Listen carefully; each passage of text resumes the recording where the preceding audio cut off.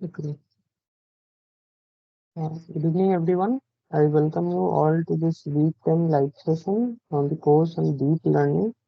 So this course is provided by Professor Prabir Kumar Biswas, who is a professor in the Department of Electronics and Electrical Communication Engineering, IIT Kharagpur. So in this particular live session, we'll first solve the quiz 9, and then we'll take some problems, practice problems basically, by which we'll see some questions related to week 10 content. In week 9, we actually had seen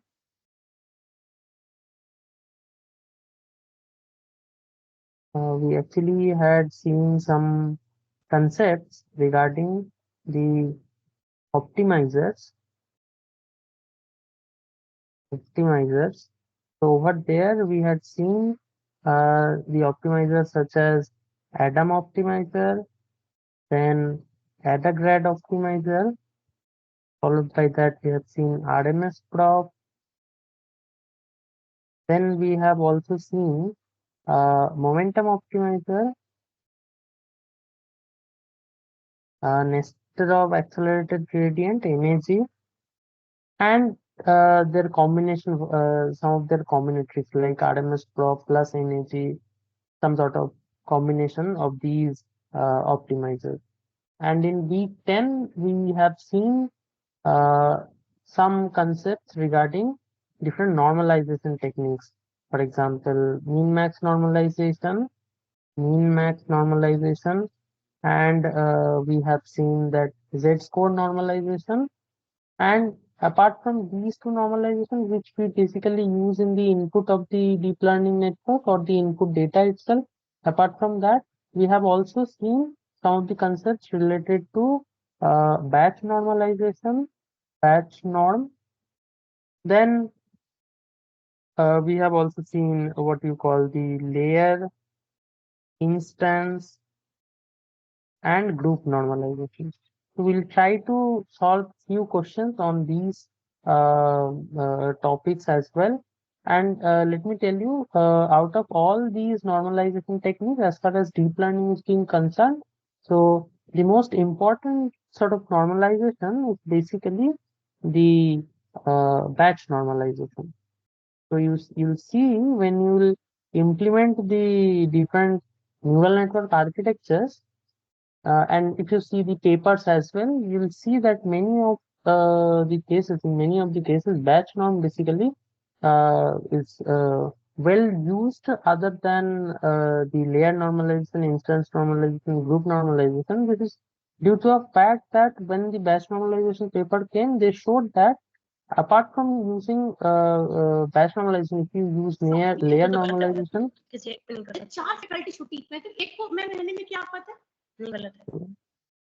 someone's mic is on, I guess.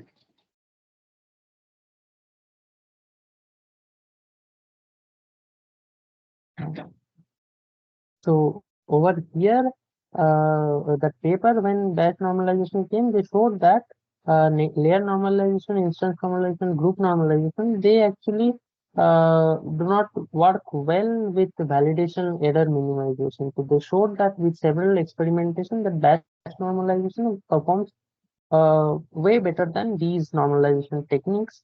So therefore, people also use batch normalization more rather than they use layer instance and group normalization techniques. Okay, so let us first dive into week 9 quiz solution first, and then we'll take up some problems on week 10. Okay, so in week 9, the first question is you need to comment on the learning rate. Okay, let me first minimize this thing. The problem is there. Okay, so first one is comment on the learning rate of Adagrad optimizer. So you need to choose the correct one. So Adagrad is basically adaptive gradient optimizer. So what do we mean by adaptive gradient? For example, if your loss surface, let me consider you have uh, let us consider you have a loss, you have single weight, and the loss curvature is something like this. It would be more, let's consider this is a three-dimensional structure. There is a three-dimensional structure, and you have two set of weights, W1 and W2, and you are plotting the L of W against both this W1 and W2. So basically, you are plotting L W1 comma W2. So let us consider your loss surface is something like this. It's a convex surface. So you can see that over here, if I just take a top view, so this is in 3 dimension, I'm not plotting, so it would be like this. The plot should be like this. So over here, this is the structure of your loss surface. So now if you take a top view, so let us consider you put your eye over here and you just see the top view. So you will see something like this. So this is a pure convex type of shape. So over here, let us consider this is the top view. This is top view. Now, what you can observe from here. So this is W2, this is W1, and this is what I had told that L of W1, W2. So let me refer to this particular diagram. So over here, it would be easier to illustrate. So over here, we can see that there is a huge difference in the curvature in the vertical and horizontal direction. So over here, if I take, let us talk about the gradient, because over here, all these optimizers, what they basically do is that we have that mini batch gradient descent optimization technique, and using mini batch gradient descent, there is some issue that you will be hovering around the optimal solution space. To alleviate that particular problem, we have introduced different sets of optimizers such as momentum optimizer, energy optimizer, and AdaGrad is one of such. Now, in case of momentum optimizer, if you have seen the lectures, you have seen that over here the gradient radiation is high, as because you can see there is a sharp change. However, if you just take the gradients over here, you can see that there is very less change. Smooth changes are there. So over here in this direction, gradient is less. So the grad horizontal, and let me consider this is grad vertical. So I can say that grad vertical is greater than grad horizontal. So over here, in case of momentum optimizer, what it basically tries to do is it. So initially, that normal stochastic gradient descent, what it will do, it will be oscillating around the solution space like this. Then momentum optimizer came. They said that no, instead of going to this to and fro motion, will introduce a term regarding the momentum. And that momentum term, what it did is basically it took a resultant vector summation in between the gradient and the momentum term. So therefore, instead of going to this particular direction, this resultant signal or the resultant vector actually moves toward the optimal solution state. Now there is some disadvantages also there in case of in what you call the momentum optimizer and energy optimizer. So to alleviate that issue, that over here you can see that in case of momentum optimizer, you'll be using single sort of equation, and that equation is basically Wn plus 1 is equals to Wn minus uh, eta into grad W of Lw, and you'll be using a term which is related to the momentum. So that is basically mu multiplied with Vt minus 1. Okay. Now, so this is what the momentum optimizer. But over here, the problem is that you can see that in each direction, in each of the direction, the contribution of the gradient is not uniform. In this particular, in the vertical direction, the contribution is much higher. In this direction, the contribution is much lesser. So in adaptive gradient actually came with an idea that we'll be scaling the gradient part in such a way that in which direction the gradient movement is very less will provide a high scaling factor to that, and in the direction in which the gradient is basically highly occurring on those parts we'll try to reduce that particular gradient by using a small scalar factor. So to do that, what they basically did is they had the gradient term, so that is GT, and as because we know that we'll be using inverse gradient descent, so we need to take an average of the gradient. So that is basically GT is X belonging to all n mini batch, and then you can take the derivative, that is del L W. So this is the gradient part, and you are basically taking the average of the gradient. Very fine. Then they introduced a factor that is RT. So the RT is basically the element-wise multiplication between the, or you can take a sum over here also. So element-wise multiplication in between the gradient term or the average gradient term. So over here, what it basically does is, if I just, this is a element-wise multiplication, element-wise multiplication. So over here, it is basically, if I do not take the notion of matrix, so it will just be GT square. That is what you are doing over here. And then how you are basically introducing adaptive nature, it is basically using this particular equation. So over here, you'll see that Wn plus 1 is equals to Wn minus eta, the root over here, you can give a small scaling factor to just ensure that there is no 1 divided by 0 format is there, so that you do not actually get a nan output from your code. So to remove infinity thing or NaN problem, we basically do this particular thing. So then what you do is you take your RT.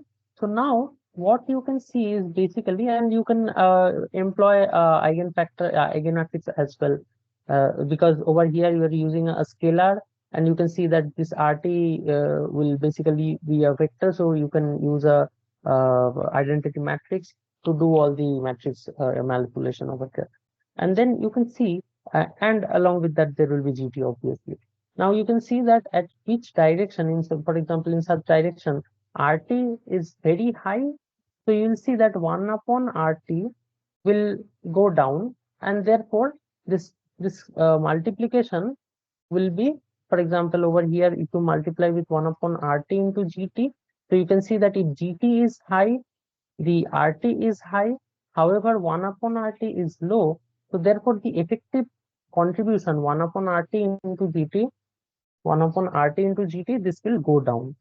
So therefore, you can see that in this direction, the gradient is high, but 1 upon RT into GT, this value will be low. And simultaneously, over here, you can see for this direction, the gradient value is low. So RT will be low, but 1 upon RT will go up. So therefore, if 1 upon RT will go up, this multiplication value will also go up.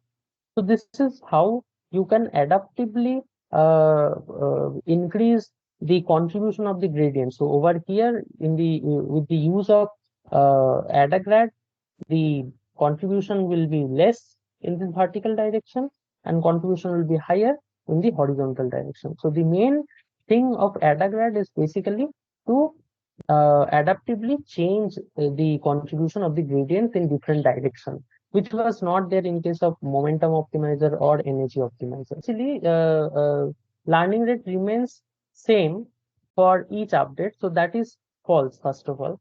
And then learning rate increases for each time step. So how can you say that learning rate is increasing for each time step? Because we already have seen that this basically thing is eta upon, so this is eta upon root over epsilon plus RT, and you can employ a identity matrix over here. So you can see that in case of normal momentum optimizer, you had eta. So there was no scaling factor. So the learning rate was constant learning rate only. However, over here, that eta is now changed to eta hat. So eta hat is eta divided by this whole term. Now, if RT value is high, then 1 upon RT value will go down, and hence this particular eta value will also change. So you can see that this eta value will either go high or go down based on if the gradient contribution is high or not.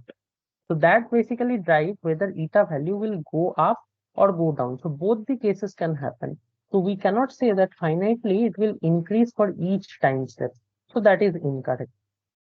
And learning rate is adaptive. So that is, we have seen that over here we can see that if GT value is high, then RT value is also high, 1 upon RT is less.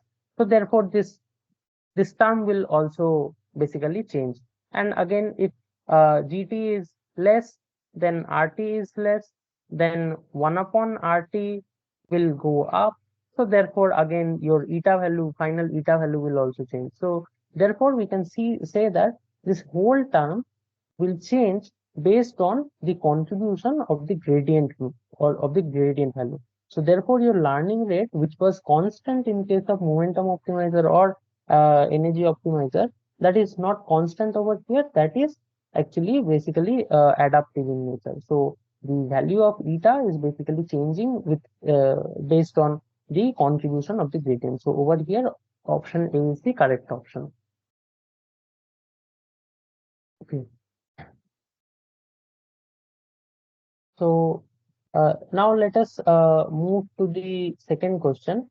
So in the second question, we can see that for the following figure, so we have been given a figure A and figure B.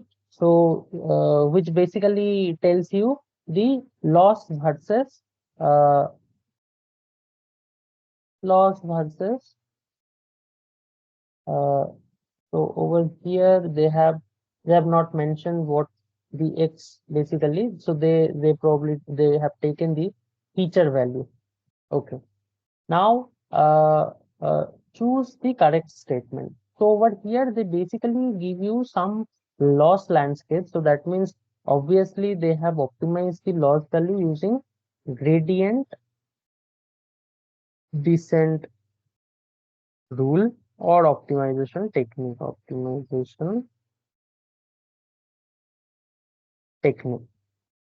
So gradient descent optimization technique, again, if I just write the equation Wn plus 1 is equals to Wn into eta, and then you can take the gradient of L with respect to the W value.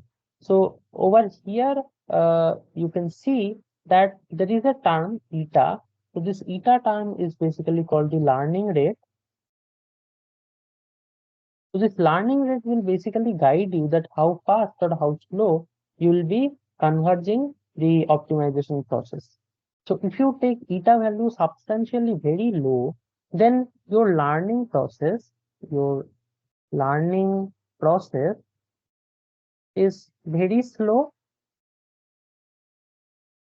And if your learning process is very slow, then you can see that over here you must have taken eta value is very slow. So therefore your steps to convert the problem is very slow. So over here you can see that with time the rate is also becoming very slow.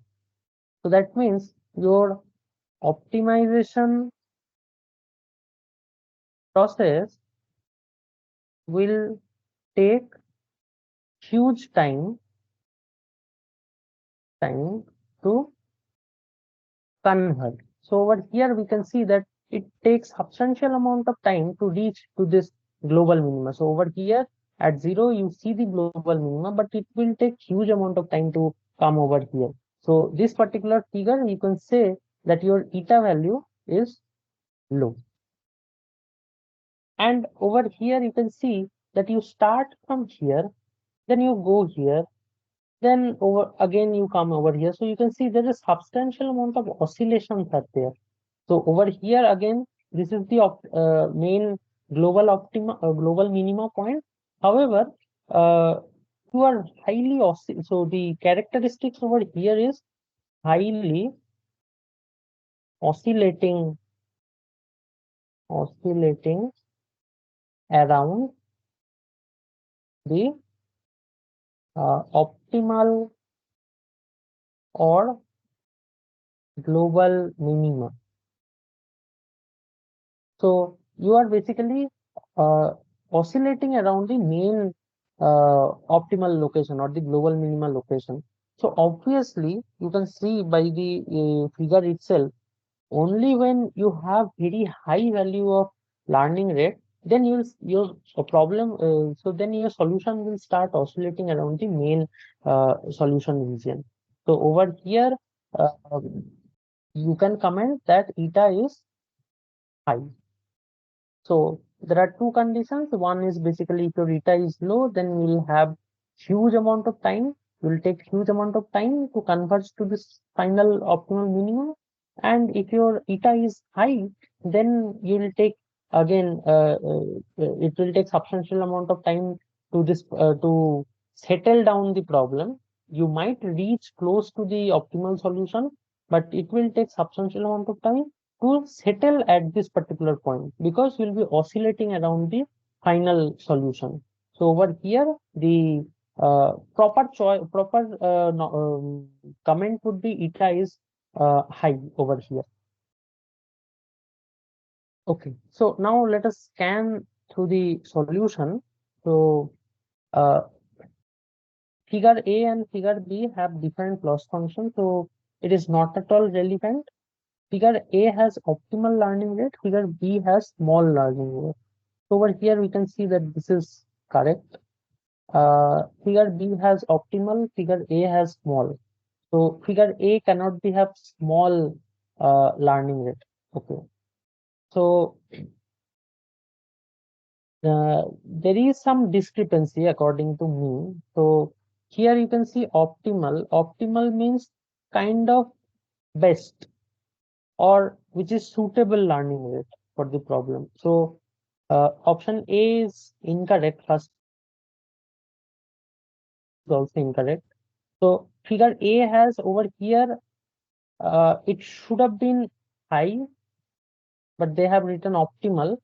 But if you scan through the solution, then you can comment that option B is the only possible case because option A, it cannot have small learning rate because it is oscillating in nature. So then therefore option A is nullified. Option C is also nullified. And option B, in case of here, you can see that figure B has small learning rate. That is fine. But they have written optimal learning rate. According to me, it should be high. Okay, so this is the next question. In the next question, they have uh, given three figures. When the three figures, these are the contour plots. These are basically called contour. Let me be very specific. It is error contour plot. So what this error contour plot basically means is like over here that I have shown, like you have got the W1 and W2 weights and you are plotting the loss value with respect to W1 and W2. So these lines are called equal energy line, equal energy line of a contour plot. So these kind of pictures, I think you have also seen in case of several weather maps. In weather maps, you'll see that somewhere over here in the if the here is a map like this, and you kind of see that there is a red point around that. You'll see this round plots are there. So red means probably there will be storm, and somewhere over here, if they have green like this is probably a safer zone. So these plots you maybe have seen in case of weather reports or something else. So these are also basically refer to the same thing. These are called uh, contour plots, and the lines in the contour plot are basically called the equal energy line plots. These are equal energy line. So over here they have given these contour plots, and they have shown some sort of optimization process that is happening over here. And let us consider this part is basically containing the global minimum. Global minimum. So again, over here you have the global minima, and over here also you have the global minimum. So we need to identify which of the uh, uh, figure belongs to which sort of optimizer. So let us start with the simple momentum of simple SGD first. So in case of SGD, simple SGD, if your surface is like this,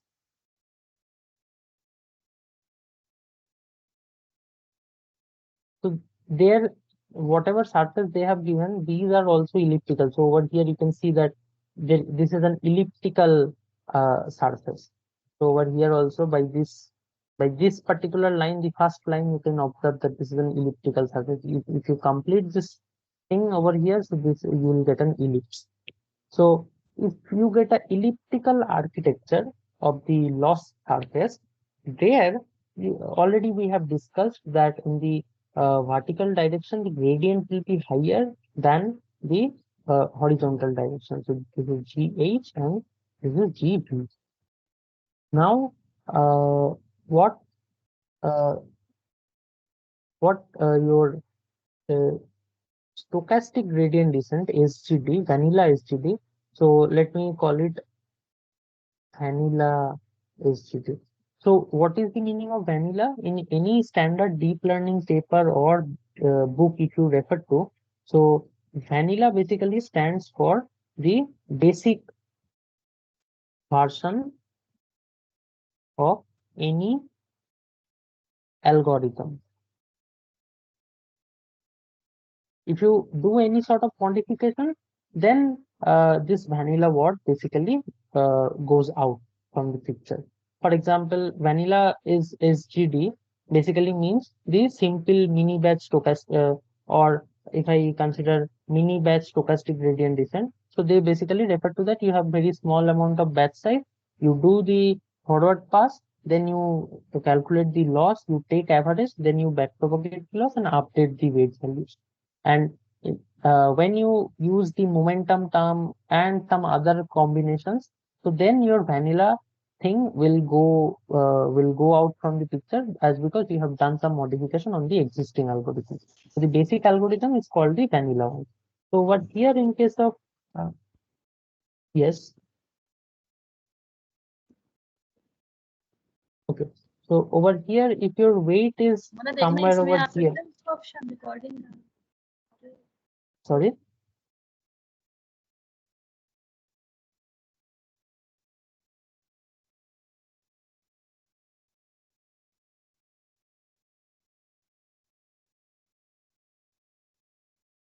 Okay, so uh, when you are traversing through this particular loss error surface, in case of stochastic gradient descent or linear stochastic gradient descent, due to the vanilla algorithm, as you can see that in the vertical direction, the gradient contribution is more. So your weight location or your optimized weight location will drag out to this particular place.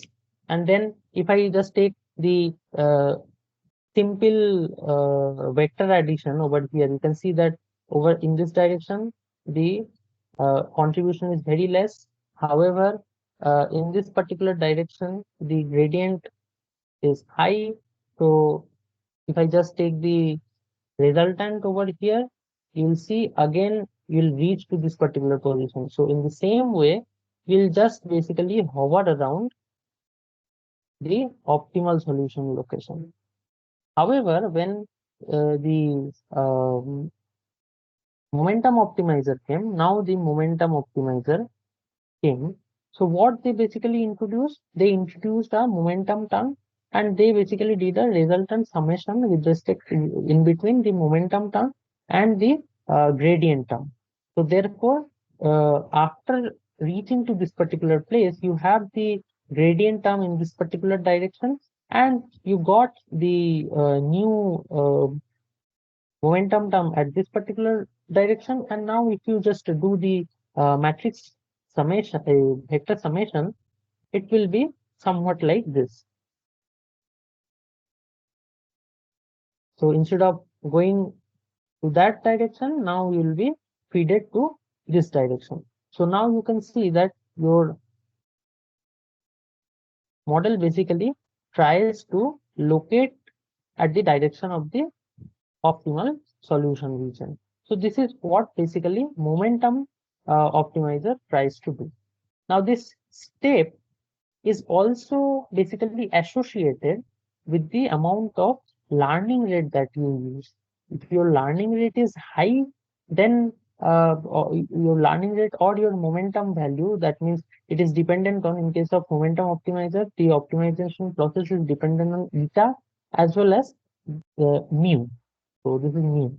So depending on what sort of meta and mu value that you use, you will be either fastly converging the algorithm, or you may take some substantial amount of time to converge to the problem. So over here you can see that you are taking some substantial amount of time. You start from this particular point again, as because in the vertical direction the gradient is high, so you can see that it is dragged to the vertical direction. Again, it is dragged to the vertical direction. So over here you can see that it is actually converging, but it is taking some time. However, in this particular case, you can see that it starts from this particular location, and the horizontal the vertical gradient, it drags to this particular position. And then you can see, instead of going again to the to follow the to and fro motion like previous in the previous case, now you are restricting your vertical contribution over here, and then you are starting your movement towards the global minima part. So from this particular thing, you can observe that these two figures are somewhat related with momentum optimizer. Momentum optimizer. Now we don't know that what sort of eta and mu value that you have used over these two places, but these two places have some relation with the momentum optimizer, as because from the theory we have seen, in case of simple gradient descent algorithm SGD, you basically hover around the global optima place. However, with the use of momentum optimization technique, you start traversing to the global optima space. And that is what you can see over here. You start with some location, and then the vertical gradient is high, so you are hovering around, but you are still try to reach around the global minima. And over here also you start with a vertical drag, and then subsequently you are basically reaching towards the global minima. Over here also you are reaching to the global minima. So they follow some sort of relation with respect to the momentum optimizer, but we don't know what sort of eta and the mu value that you have used in these two cases. That we'll see. Next, we need to identify what sort of characteristics this particular figure actually follows. Now, here you can see that while using the SGD or momentum based SGD, so you can see that you had a drag based on the vertical gradient, and then you start moving to the global optimal space. However, you need some time, because what you are effectively doing, if I just write down the equation again in case of uh, momentum optimizer, the equation is Wn plus 1 Wn minus eta into grad Lw plus mu into V t minus 1 or L minus 1. As because I'm writing in terms of n, so it would be n minus 1. Okay. Now you can see that this eta value is constant. You are using the same eta value or the same learning rate value for each of the direction. For example, if this direction is for W1 and this direction is for W2, so you can see that for both the weight regimes, you are using the same eta value, and this eta, as because this eta value is same, so you can see that uh, even though the contribution is higher in this particular direction, if you have used a smaller contribution in this direction and more contribution in this GH direction, you could have reached this particular global minima place earlier. However, as because you are using the same eta value, you are not changing the eta value with respect to that the contribution, how the contribution of the gradient is there in case of the surface. So you are considering that in both the direction your contribution is quite same, so therefore the eta value will be constant. However, if you have choose your eta value adaptively, now here comes the adaptiveness of the eta value. Now if you choose this eta value adaptively, for example, in this direction you choose high eta value and in this direction if you choose less eta value, so you can observe that you can just directly go towards the optimal solution space. So therefore, in this particular direction, you can see that you start reaching to the global minima at a very finer way. And this is because why? Because in the horizontal, in the vertical direction, as the GV is high than GH, you need to have higher eta value multiplied at this particular horizontal location. And if at the horizontal direction, if you multiply high eta value, so your optimization algorithm or your optimized position will shift to this particular direction rather than it shift to the horizontal direction. So therefore, you can see that over here they might have used some sort of optimized or adaptiveness in the learning rate mechanism by which you are not going or hovering around the horizontal direction directly. You are basically reaching to the global optima or global minima space. So over here you can see that adaptive nature of learning rate may be applied by which you are not hovering in the vertical direction, unlike the uh, momentum optimizer or SGD optimizer. So these are the three notable points in these three diagrams. One is over here, obviously they have used some sort of adaptive eta manipulation. That is why you are not hovering in the horizontal vertical direction, unlike the SGD or momentum based SGD. Over here, the notable thing is that you have there must be a relation with momentum optimizer, but you are reaching to this particular global minima in a late scenario. However, over here you are reaching to the global minima in a faster manner, and over here you are reaching to the global minima in a slower manner. Now we need to scan through the solution that why you are reaching the global minima at a slower rate and why over here you are reaching to the global minima at a faster rate. So can any one of you actually tell me that if you are using adaptive nature of learning rates, what sort of optimizer you can use for this particular operation for adaptive gradient?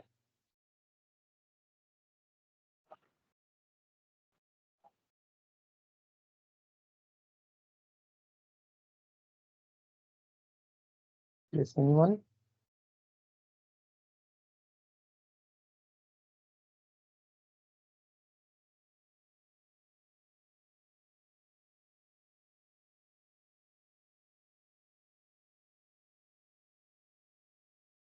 Is it Adagrad? Sorry? Is it Adagrad? Yeah, it could be Adagrad. It could be Adagrad because over there you use GT, RT, and your final gradient equation is Wn plus 1 is equals to Wn minus eta divided by epsilon plus RT GT. So based on this particular term over here that is residing in the denominator part. So this basically scales the gradient and effectively changes the eta value based on the gradient's contribution. So therefore, you are changing your eta value. Effectively, you are changing your eta value based on the contribution of the gradient in a certain direction. So this could be Adagrad. And what is the another optimizer? So that is basically come along with Adagrad optimizer. So there is a you do a slight modification in the Adagrad optimization equations and you get another optimizer. So what is that optimizer?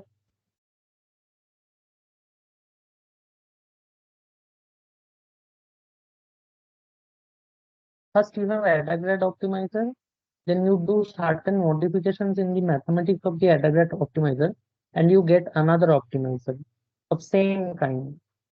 What is that? What is the name of that optimizer?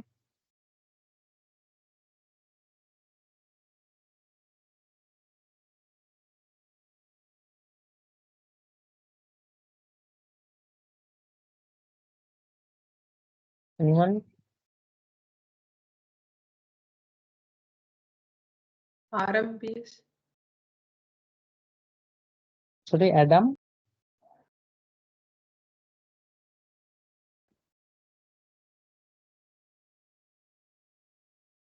Are you saying Adam? RMPs. RMS prop. Yes. Yeah. So that is RMS prop. So in case of RMS prop, you basically use another notion that is called exponentially decaying average method to calculate this RT value. So this that RT value will be RT is equals to beta into ST plus 1 minus beta into ST minus 1, and this is a recursive equation. So by which you can basically calculate the RT, and as you can see that you are recursing over time t minus 1. So if you basically calculate at S5, so S4 and S5 will come into picture, then S4 is dependent on S3 and S4, then again S3 is dependent on S3 and S2. So in this way, this is called a recursive self-recursive equation. So this particular thing will basically is called the exponentially decaying average equation. So by which you can just slightly modify Adagrad and you can get the RMS prop optimizer. Okay. So this particular form you can get from Adagrad and RMS prop. So this is fine. Figure A, we have reached to the conclusion. Let us now see. So figure A is SGD momentum. So that is incorrect. Figure A is RMS prop or Adagrad. So this part is correct. Figure A is SGD momentum optimizer. So this is also incorrect option. Okay, 1 second.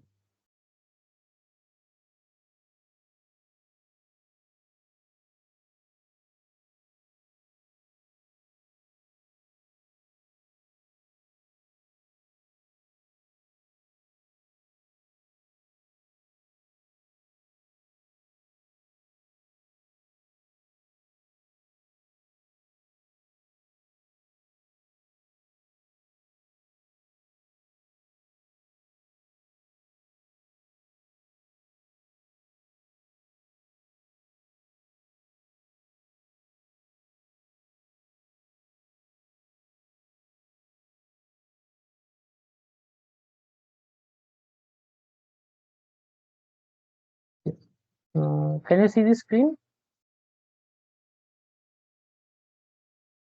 Yes, sir. Okay. Yes. Okay, sorry for the interruption.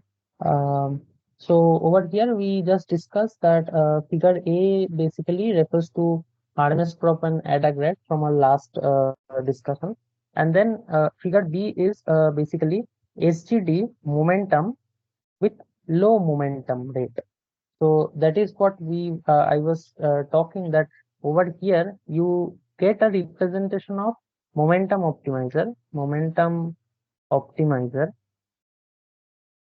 and over here also you get a representation of momentum optimizer. But you can see that there is a slight difference. One is that over here you are taking so prolonged time, because you have to pass this huge amount of oscillation to reach to this global minima. However, over here you can see that smoothly, nicely you are reaching to this global minima. So that means there is some distinction between these two. So one distinction is over here that eta value or the momentum value is low. That is why you are taking larger time to settle at this global minimum position.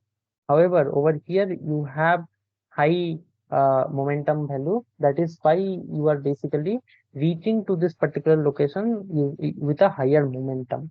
So that is why figure B is HTT momentum with low momentum value, and figure C is HTT momentum with high momentum value. So this is due to the high momentum. That is why you are reaching to this global minima quite a faster manner. So that is why option B is the correct answer. And option C, figure A is HTT momentum with low momentum. So that is purely incorrect, because uh, figure A is not at all related with the momentum optimizer. So in both option A and option C, these two are nullified in a first hand itself.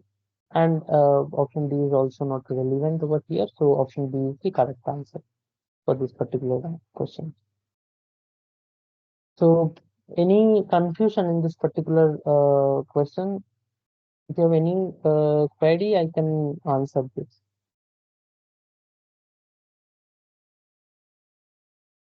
Yes. Any query on this particular question?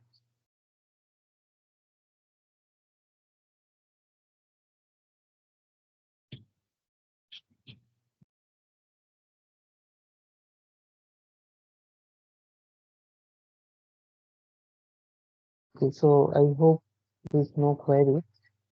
Let's move to the next question. So this question states that what can be the possible consequence of choosing a very small learning rate? So already they have given the answer in the previous question itself. So let me just again rewrite the answer. So if you choose very less value of learning rate, so let us consider you start from here, and then you have to pass subsequent number of this wait update process. That means your process will be very slow to reach to this global minima, or it will be very noisy, because you need to pass through this several iterations to reach to this global minima. So you have you need high uh, settling time, or high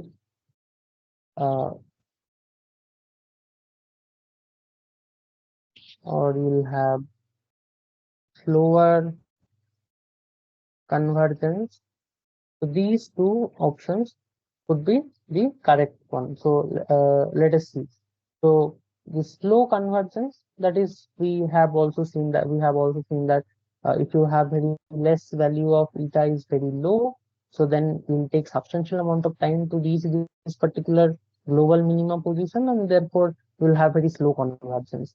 So option A is correct. Let us scan through other options as well. So option B says that it will overshoot the minima. It is a case when eta value is high, you'll overshoot the minima, because over there you will have something like this. So over here, this is the optimal solution, but you are overshooting the final minima and oscillations around the minima. So this is also a case when eta is high. So therefore, option B and C are incorrect over here, and option D is also incorrect. So option A is the final answer for this particular question. Okay. So the next question states that there are two versions of SGDs have been implemented over here. So one is SGD1. So SGD1 samples the data point in same order for every epoch while constructing mini-batch. And SGD2 is sample in a random order for every epoch to construct mini-batch. So we have done 2 to 3 probably coding sessions. So I think you have seen the codes as well. So can you please tell me that while compiling the model, uh, there is, as because we basically use the stochastic gradient descent, specifically the mini-batch stochastic gradient descent to optimize our LeanNet model, VGG16 model, AlexNet model, whatever model that we have used till now. So model we have used model.compile command, and we pass several arguments over there: learning rate, regularizer, etc., etc. So there is a term is there, shuffle. So what that shuffle term does, we had seen this particular thing in the what you call in the coding session. So what the shuffle term basically does.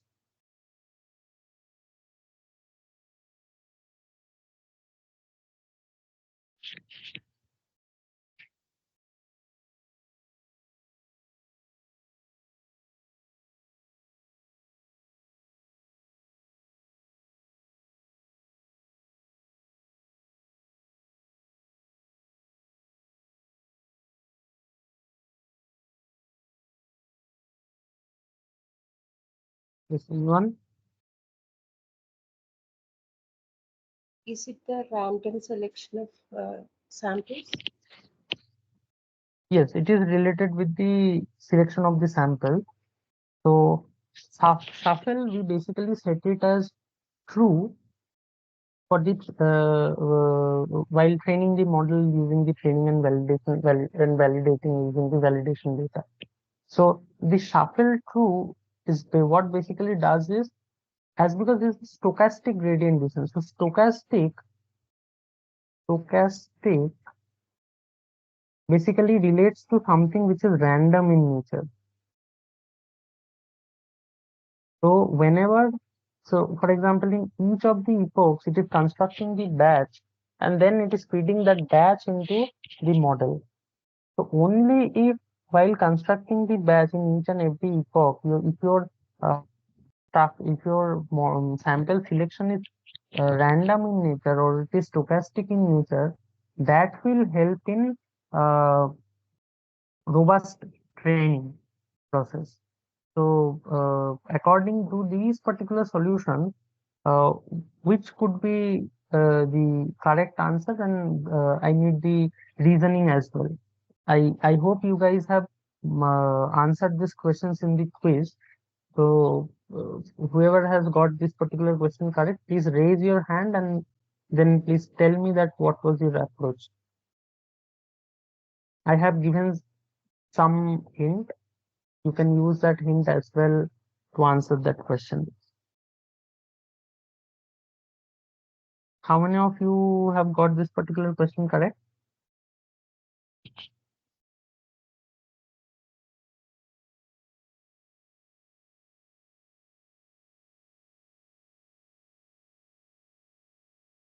I can see one person has raised his or her hand.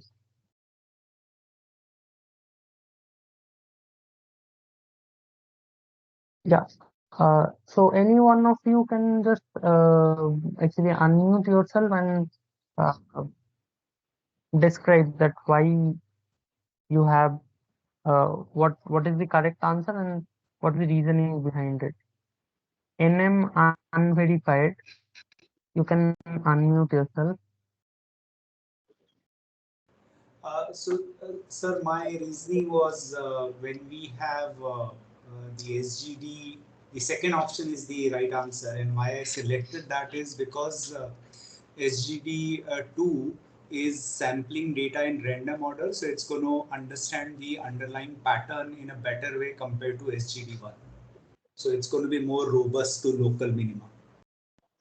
Yes, that is the answer. Basically, what I have also said that STD, the name itself, there is that term is the stochastic. Now, stochastic means that there is something randomness is there in the nature.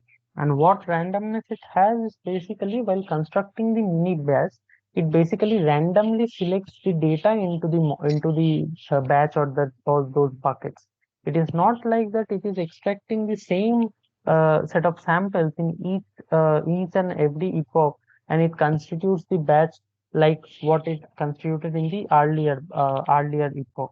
So therefore, the stochastic gradient descent, what basically it does is it extracts uh, it generates the batch in a random fashion, and if you feed the data in a random fashion, then only your model will be able to understand the hidden or the underlying features from the data very well. Otherwise, what will happen if you just feed the data in a similar order or same order? What will happen is that without understanding the hidden features in the data, it basically tries to memorize memorize the features. It does not generalize the understanding, and this is what we want. We want the generalization capacity of any neural network architecture. Only if the model has generalization capability, then only you can say that the model it can be deployed in real time. Otherwise, if a model has memorization capability, or in case of autoencoder, we had heard this particular term that identity mapping. So if you have a model which gives you identity mapping, that basically resembles the property of memorization capability. What it basically does is it does ratification. That means it will memorize everything, and then it will give very good classification accuracy on the training data. But while validating your model, you will see that your model accuracy will drop. So therefore, only SGD2, as because it basically follows the random order of selecting the sample, it basically satisfies the basic criteria of SGD, which will ensure that it will be a robust training rather than SGD1. So therefore, SGD2 is faster than SGD1 and it is robust to the local minima entrapment. So therefore, option B is the correct option rather than SGD1, because SGD1 basically gives you samples the data points in same order, and if you feed those same order data points into the model, rather than generalizing the problem, the model will try to memorize the problem, and if it memorizes the problem, then what will happen is that it will be overfitted, and if the model is overfitted, then it will take substantial amount of time to convert the problem. So that is why SGD2 is faster than SGD1. Okay, so any query on this particular question?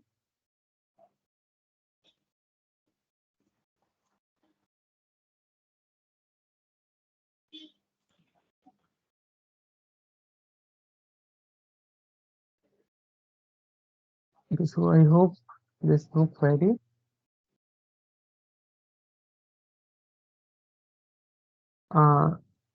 So the next question states that RMS prop resolves the limitation of which optimizer. So this particular question also we have partially answered in this particular question, the third question. So we saw that earlier which of the first we started with simple uh, gradient descent, stochastic gradient descent. Then we visited the concept of momentum optimizer, and there is slight modification on the momentum optimizer. You get the NAG optimizer instead of accelerated gradient. But those two had some of the trade-offs, and to avoid that, to alleviate that particular trade-off, what was the trade-off is basically you are using same learning rate value, you are using same learning rate value to update the weights in all directions.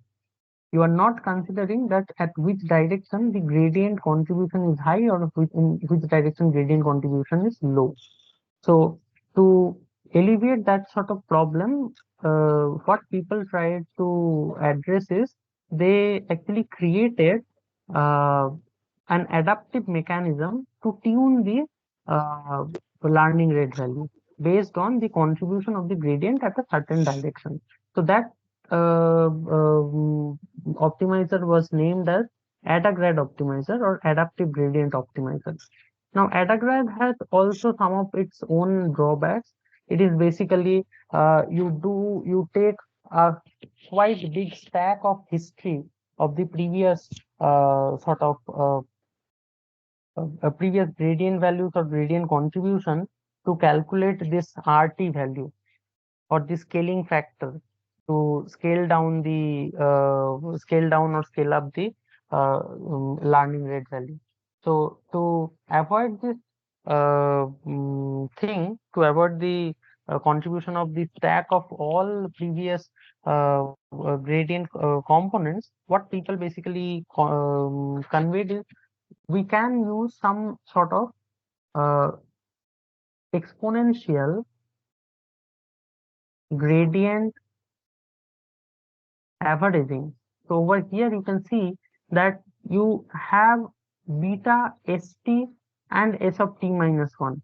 Obviously, this is a recursive formula by which you can see that when S4 will come, so let us consider we start with S5. So when S4 will come, S4 will associate with S3 and S4, and so long it will go to S1. But here you have got a factor called beta. Now you keep this beta value in between 0 to 1, and majorly people consider this beta value over the range of 0.7 to 1. So if I just take beta value is 0.9, so you can see that more contribution comes from the only from the S5, and very less contribution will come because if beta is 0.9, this value will be 0.1 multiplied with the s of t minus 1. So you can consider that when you will start doing the recursion on S3 and S4, again you will be multiplying with the beta and again the value will be dropped. So therefore you can see that your RT is basically mostly dependent on the current few of the current values rather than it has to memorize the all stack of contribution of the previous GT values or the gradient components. So this modification was introduced in RMS prop, which was not there in case of AdaGrad optimizer. So RMS prop actually resolved some of the issues of AdaGrad. So one such issue is basically using this exponentially decaying average. So exponentially gradient average decay equation, they basically reduce the computational complexity to a great extent, and it does not have to memorize the all stack of GT values or the gradient components over there. So that is why RMS prop resolves the limitation of which optimizer, so it will be AdaGrad. AdaGrad resolves some of the problems of momentum optimizer. Therefore, option B is incorrect. Solves problem of option B, not A. So this is also incorrect. Neither A nor B, so this is also incorrect. So RMS prop, it basically resolves the problem of AdaGrad by incorporating the concept of exponential decaying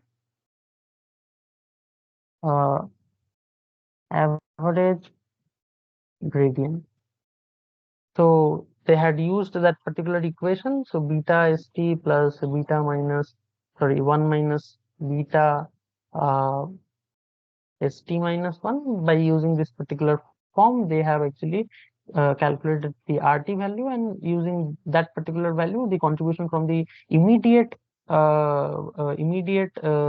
gradient contribution, that will be higher, rather than it has to memorize all sort of previous entries of the gradient term. So by which it basically resolves the problem of AdaGrad. Okay. So the next question states that which of the following is possible advantage of momentum optimizer over mini batch gradient descent? So again, whoever has answered this question, just tell me that what was the reasoning, and then I will also.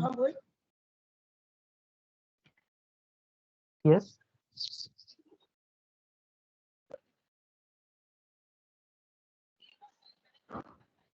So whatever option is there, we already have discussed some of the phenomena in the earlier questions, because in this particular quiz, all of the questions are related with either. Sorry.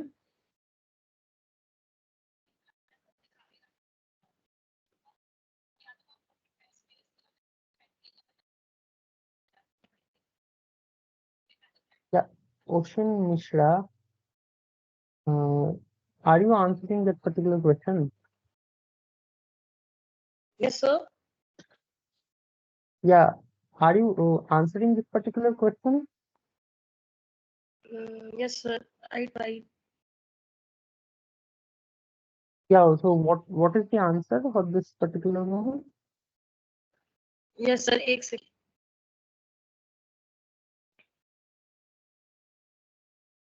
And what is the reasoning? Hello.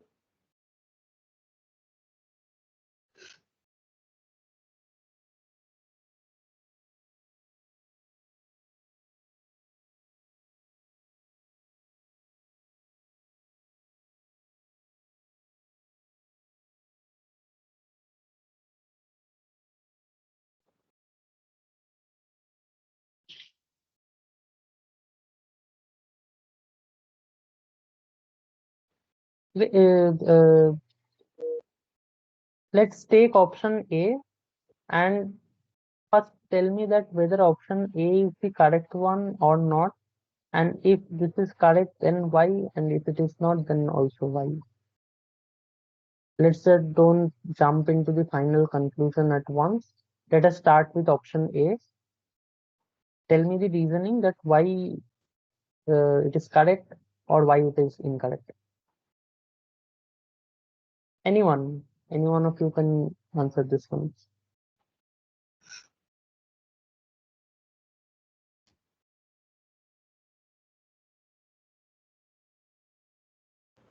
Sir, mini batch gradient will oscillate irrespective of looking at whether it's the derivative is higher in x direction or in y direction. It's going to be same. It's not going to look at that. Yeah. So let us consider again. Let us consider that elliptical error surface that you have over here in this particular elliptical surface. So what they have said is elongated curvature along x-axis than y-axis. So over here, you can see that in this particular path, the curvature is elongated. They have this elongation in this particular direction rather than this direction. but along with the elongation is increased in the x direction, you can see that gradient is quite smooth in this direction. So there is smooth change in this direction. However, over here you can see that there is very sharp change. So if you take gradient, you will get high gradient value over here. So in this particular case, mini batch gradient descent. So this is only mini batch gradient descent. That means this is a vanilla version. So mini batch gradient descent performs better than momentum optimizer. So this is uh, purely incorrect, because if you we have seen that if you start from this particular location, it will first drag, it will receive a drag from this particular gradient from in this vertical direction. And as because you can see that there is very small gradient value in the horizontal direction, so the contribution of the horizontal gradient will be very less. So again, will be dragged to the this part because of the vertical gradient, and then again the same scenario will go along, and you'll be basically hovering around the optimal solution part. So this is the mini batch gradient descent. However, in case of the uh, gradient descent with momentum, what it basically does is it uses an additional term using the factor called momentum, which basically constitutes with mu and vt minus 1. So vt minus 1 is basically the velocity at which the wt minus 1 has been elevated to wt, or the weight location t minus 1 to weight location at time t. So over there, due to the summation of this particular term and the gradient term, grad term, so due to these two terms, what basically happens is the optimization technique quite in a quite fast manner, it reaches to the global minimum. So therefore, this is the momentum momentum optimizer based solution, and this is the mini batch gradient descent. So you can see that mini batch gradient descent performs better. So this thing is incorrect, because mini batch gradient descent gives you substantial oscillation. Over here with the momentum optimizer, you can see that in a quite faster manner you are reaching to the global minimum. Okay, so option A is incorrect.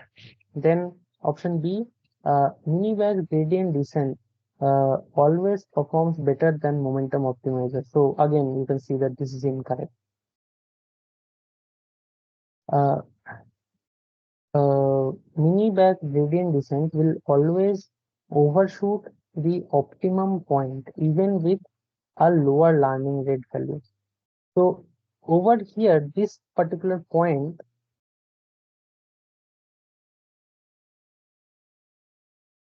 is incorrect or correct, which I need the reason. We have seen mini batch gradient descent with several factors we have considered. So in this particular option, we have been given the factor is that with a low learning rate value. So with low learning rate value, do we overshoot the optimum point?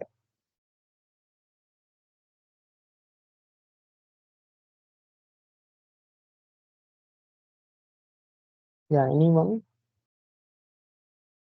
So with lower learning rate value using mini batch gradient descent, do we overshoot the optimal point? This is incorrect, sir. In the With Yeah, this learning, is incorrect. Yes, this is incorrect, because we have seen in, again, I am referring to this particular question. So over here, you can see that you have very low eta value. They have used mini batch gradient descent over here. So you can see that you need to have larger amount of time to settle down the problem. But obviously, you will reach this mini batch. You will reach this global minima point at some point of time, but it is for sure that it will take larger time, but you will reach this particular point. You will not overshoot the global minimum. However, if you take eta value very high, then you will have the problem of overshooting the optimal point. So in by this logic, Again, option C is incorrect. Only for high eta, overshoot will be there. Okay. And option D is mini-batch gradient might oscillate in its path towards convergence, which can be reduced by momentum optimizer. So this particular line perfectly fits with these two diagrams. Over here, mini-batch gradient descent, it oscillates in its path and it is reduced with momentum optimizer. So option D is the correct option. Okay. So let us move to the next question. So the next question states that the following equation is the update vector of the momentum optimizer. Which of the following is true for this new? So this new is basically the momentum term, momentum factor or time, and this is the gradient associated with learning rate theta, and this is the velocity term by which you have landed to Wt from Wt minus 1. So these are the these are the illustration of each of the notations that is there in the Vt equation. So for this equation, we need to see which one is the correct answer. So eta is the step size that is incorrect. Eta is the first order moment, eta is the second order moment. So this first order moment, second order moment, that these terms basically comes into the picture when we talk about the Adam optimizer. So over here we are using the vanilla momentum optimizer. So this first order moment, second order moment, they are really not a part of this momentum optimizer. And option A, it states that eta is the momentum term, which is true, which indicates how much acceleration you want. It is true because we have seen, again, let me refer to the previous question, that this one, when you use high momentum, over here you use high momentum. So if you use high momentum, then we'll get a higher acceleration and you will faster, you will receive a faster convergence. If you use low momentum, then you will see a slower convergence. So that is why they have written that uh, that this eta, this new basically gives you the momentum term, which indicates that how much acceleration you want. If you use high value, then you will get high acceleration. If you use low value, then you will get low acceleration. And based on which your convergence will also be decided. Okay. The next question states that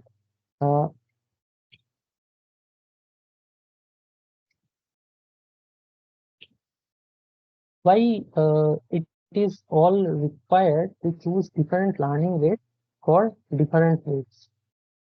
So already we have seen in case of the AdaGrad optimizer or in case of the what you call RMS prop optimizer, we need to choose different learning rate or we need to adaptively tune the learning rate value based on the gradients that we receive in the different direction of the different sort of weights.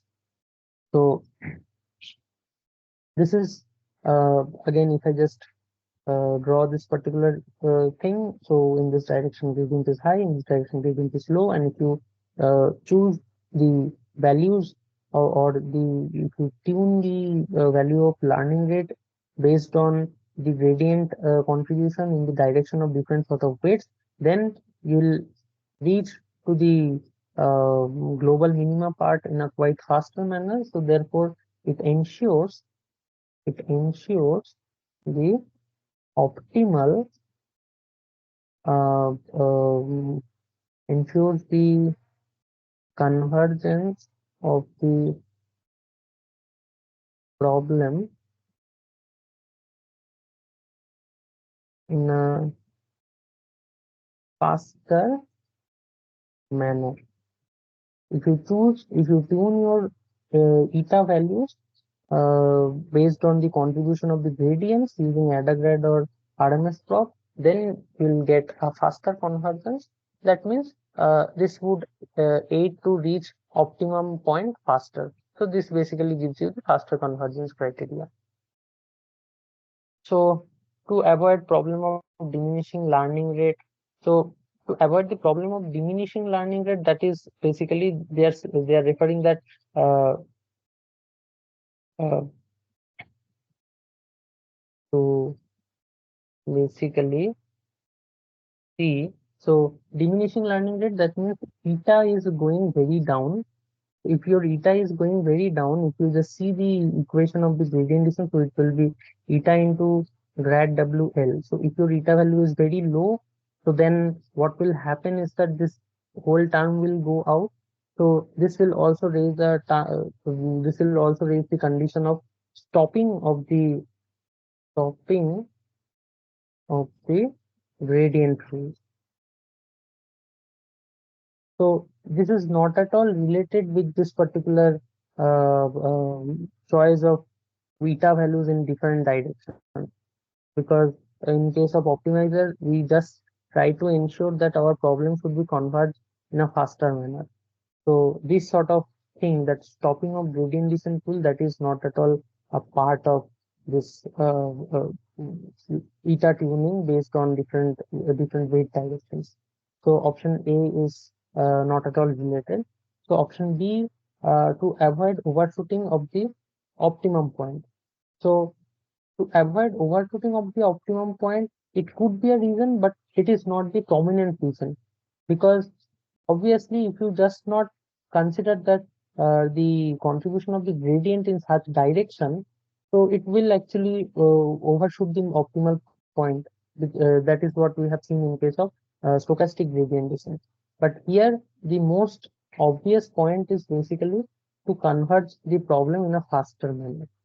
That is why you can just consider this option B as the correct one. Okay. So moving to the next question. The next question states that let J be the cost function.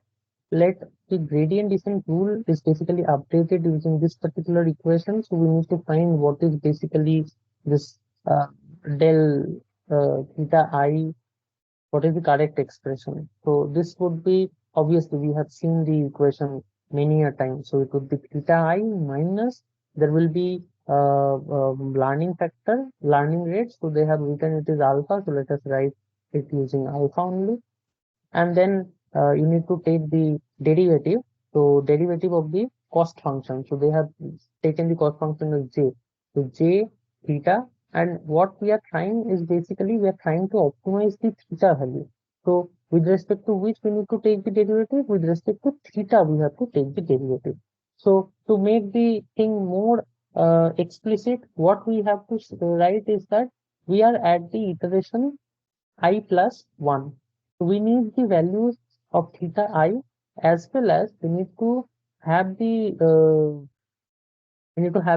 value of this del j theta divided by del theta at the point I. That means at ith point we need to take these we need to compute the value of del j theta divided by del theta. So more inclusive form will be if I just write it del j theta I divided by del theta I. So this is the correct form. So option A is the correct answer. So over here they have not considered this minus term. So over here option B is incorrect. Theta plus 1, how we can take the derivative with respect to theta plus 1, where we are actually trying to find the value of theta at iteration I plus 1. So this is incorrect. And over here, we can see they have just written the derivative part. However, they have not considered this minus term and alpha, that is the learning rate. So over here, option B is also incorrect. So with this, we have solved the uh, week 9 quiz. So let us now take some problems on week 10. So in week 10, we have seen the basic normalization technique, batch normalization, group normalization, and some of the tricks to do an efficient training of deep neural networks. So that is early stopping, dropout mechanism, regularization techniques. So let us see the first question. The first question states that a neural network has 3 neurons in a hidden layer.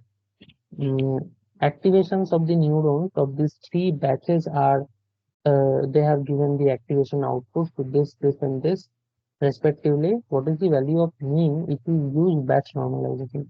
In case of batch normalization, we have seen from the uh, video that, let's say, you have this channel output over here, and if I just copy this part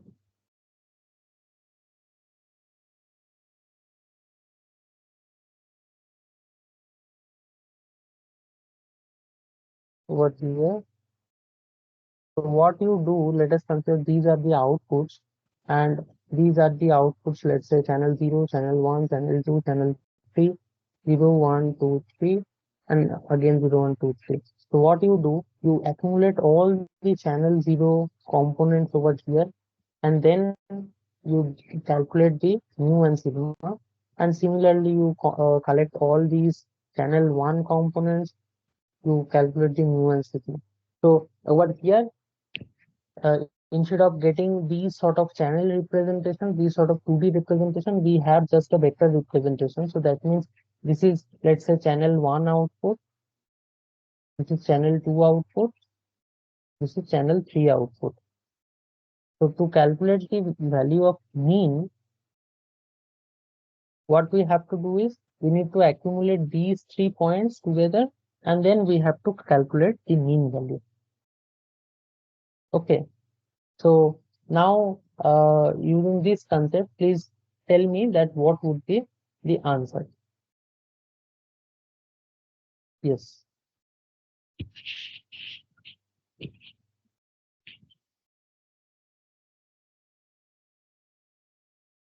I have given the hint, so you can try by yourself and tell me the answer.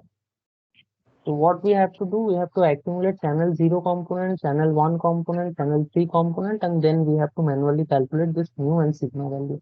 So for this particular question, they just need the mu value.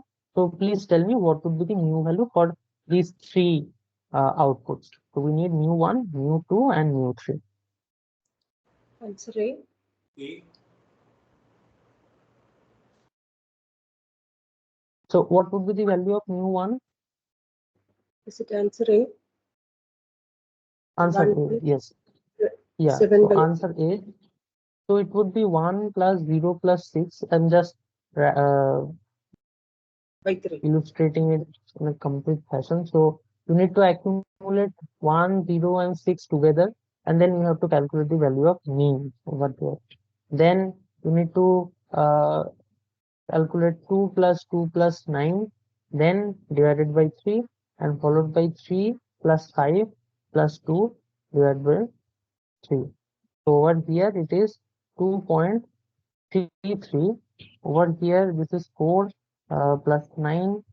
So this is 4.33, and this is 3.33. So this is the correct answer. So let's move to the second question. So the second question states that it is showing 2 error cards. One is the training error, and one is the validation error. So we have read a mechanism called early stopping, what do you mean by early stopping? Any basic definition from the information that you got from the video lecture? What is basically meant by early stopping? Basically, stop updating the weights. Yeah, it basically, so this is a premature stopping of uh, updation of weights, premature stopping of updation of weights to uh, alleviate the issue of overfitting. Any deep neural network is prone to a problem called overfitting problem. So a overfitting problem means, we have also talked about what is overfitting, but still let me just show you. So if I plot error versus epoch, or they have written time. So let's say this is a loss, this is a training loss, the black one, and this is the validation loss. So these kind of problems, so you can see that your training loss is decaying. Training loss is decaying. So that is very good. But when you validate your model, validation error is going up. That means with very less training data, with very less training loss, still you are getting very high validation loss. This is a problem that is called overfitting. And this overfitting is nothing but the problem that we already have discussed, that is memorization of deep learning network. So when your problem, you can see that if you feed the training data, it is giving very low accuracy. That means it has memorized everything in the training set. But when you show an unknown data in the validation data set, it is giving you high error. That means on the unseen data, your model is not able to perform good classification accuracy or any sort of measure. That means it is it has memorized everything from the training data, but the moment you show some unseen data, your model is failed to achieve very less error. That means it is giving you very high error. On the unseen data, the model fails to do its task. So this problem is called overfitting, or this is also referred as memorization problem of deep learning network, which we don't want. So to avoid this overfitting issue, we basically use this early stopping mechanism, so by which we uh, stop this weight updation technique in a premature manner, by which we basically avoid the overfitting issue. So over here also, so over here you can see the overfitting has started. Overfitting has started. We need to stop this training mechanism either at point A, point B, point C, or point D to avoid this overfitting issue. So which is the suitable point, which is the best for early stopping? So I need an answer from you that which could be the best suitable point from which we can do the early stopping.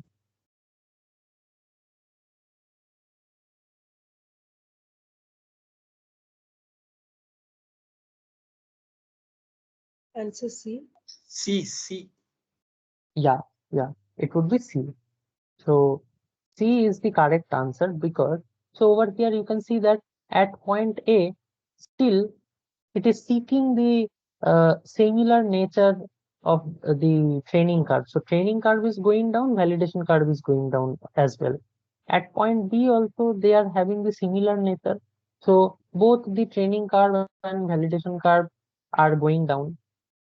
Now, when the model reaches at point C, over here you can see that your training error goes down, but from here onwards, your model is starting giving you the response that is called overfitting. So from here you can see that your model is giving you high validation error. So this point is the best suitable point at which you get, at which you get minimum validation error, and there are two conditions. One is at this point, out of ABC, out at this point you get the lowest error value, and beyond this, you get overfitting.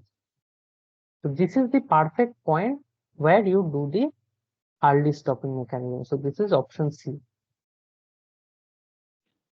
Sir, one small clarification. Yes. So overfitting, you got this point, right? Overfitting. What do you mean by overfitting? Yes. So overfitting is basically when you get high validation error instead of you are getting very less training error. That means your model is performing very well on the training data as it has memorized everything. But whenever it sees the unseen data on the validation data set, it is giving very high error. That means on the validation set, the model fails to achieve the proper characteristics. Okay. Now, Sir, this how problem can is, yes, please. Sir, how can we prevent this overfitting and underfitting? Maybe if you increase the data samples, we can cover up Yeah. underfitting. But So what about overfitting? Overfitting, you can alleviate this problem using one of the thing is early stopping. Sir, Then you can use dropout. You can use different sort of normalization. regularization technique. Normalization is for something else that is called covariate shift. Correct, sir. Regularization for I think L1 or L2 regularization. L1, L2, these are kind of you have to plug and play. So it depends on the problem that and at what problem in some problem you'll see that L1 gives you better result. In some problem you'll see that L2 gives you better result. But you cannot finitely say that okay, L1 only you have to use. There is no hard and fast rule. You have to plug and play with different sort of regularization techniques, and then you can check that which of these regularization technique gives you the best answer. And early stopping, dropout. So dropout mechanism is also there by which you penalize the activation of the neurons and at the training time. And then the model basically captures the hidden representations quite well as because not all the time all the neurons are present in the network. And after you train the model, there will be no dropout. All the neurons will be connected with each other, and then you pass the data into the model and it will give you the prediction. So that is what dropout means. And early stopping, I have already shown that you need to stop the gradient descent at some point of time. You cannot for this particular problem, you can see that this is the training part and this is the validation part.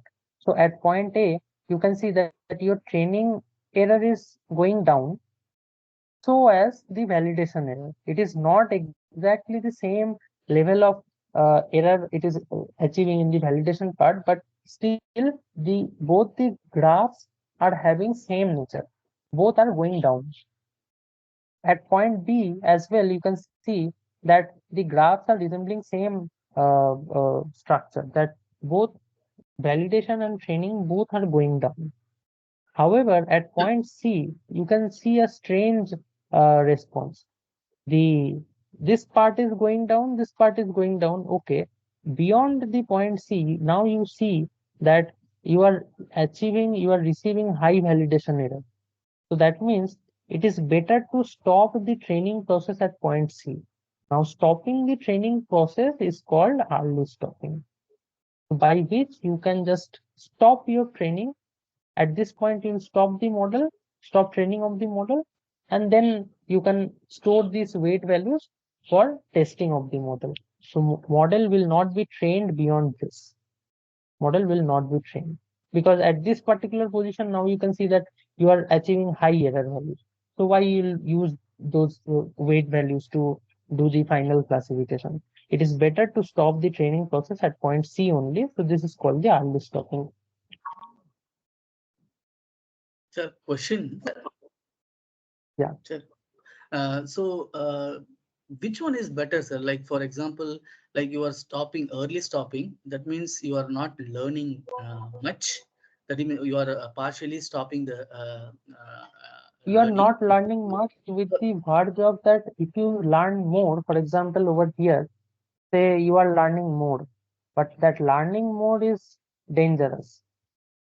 While learning more, what is happening is that your model is now memorizing the problem. If I just take one clear page, now you can see that now, okay, you are learning the, you are doing the learning mechanism over the time. So if you just carry on the learning process, your training error is very good. It is giving you very low value. But with the VAR, that at this particular point, at point D, what is happening is that even from point C itself, your model has lost generalization capability. Generalization capability. So what would happen is that now your model is remembering everything what it has seen in the training data. Now, whenever you show the unseen data, it will give very high test error. So this validation error is basically a sort of test error. So you can see that you cannot have a model, you cannot store a model which gives you high test error. So then what is the point of learning those weight values? So you need to stop learning at some point of time. So you can see that if you still carry on the learning, so that learning is now dangerous. Instead of getting a generalization capability of the model, you are now getting some high test error case. So it is not like that you are not learning. Would it be better that you don't stop early, but you learn completely, and then you do a regularization, like L1 or L2 or data augmentation to basically avoid this, eliminate this high variance problem? Actually, in real use of this deep learning thing, you will see people use everything all together. Data augmentation followed by regularization, then dropout, and then early stopping. Everything they use at simultaneously. So they use everything to ensure that the model would give the optimal result, because nobody knows that if I just use data augmentation, I will get the optimal result. If I just use early stopping, I will get optimized result. So people use everything all together: data augmentation, regularization, dropout. And regularization you have seen in the loss part. So you have seen that final loss is basically data loss plus your regularization loss. So if you see current papers in CVPR or ICLR, so few papers have came which basically imposes some other regularization techniques, these regularization techniques on the kernels itself. In the kernel weight management and in other techniques as well, they are incorporating the regularization term on the layers itself. So in deep learning, you cannot finitely say that it has to be done. You need to plug and play with different techniques. That is why if you have seen, for example, I find it quite bogus, because in there is a conference CVPR, and that challenge ImageNet challenge.